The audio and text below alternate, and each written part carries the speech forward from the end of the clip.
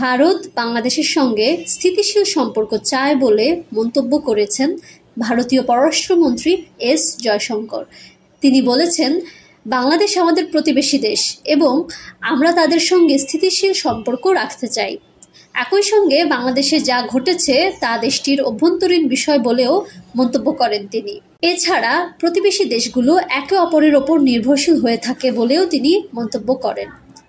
ভারতীয় সংবাদ মাধ্যম এনডিটিভিকে দেয়া এক সাক্ষাৎকারে এস জয়শঙ্কর এসব কথা বলেছেন। প্রতিবেদনে বলা হয়েছে, বাংলাদেশে হওয়া রাজনৈতিক পরিবর্তন সেই দেশের অভ্যন্তরীণ বিষয়, কিন্তু বাংলাদেশের সঙ্গে যে স্থিতিশীল সম্পর্ক ছিল তা অব্যাহত রাখতে ভারত আগ্রহী। তিনি বহু প্রচলিত সেই প্রবাদ বাক্যের ওপরই জোর দিয়ে বলেন, প্রতিবেশী দেশগুলো একে অপরের ওপর দারুণভাবে নির্ভরশীল।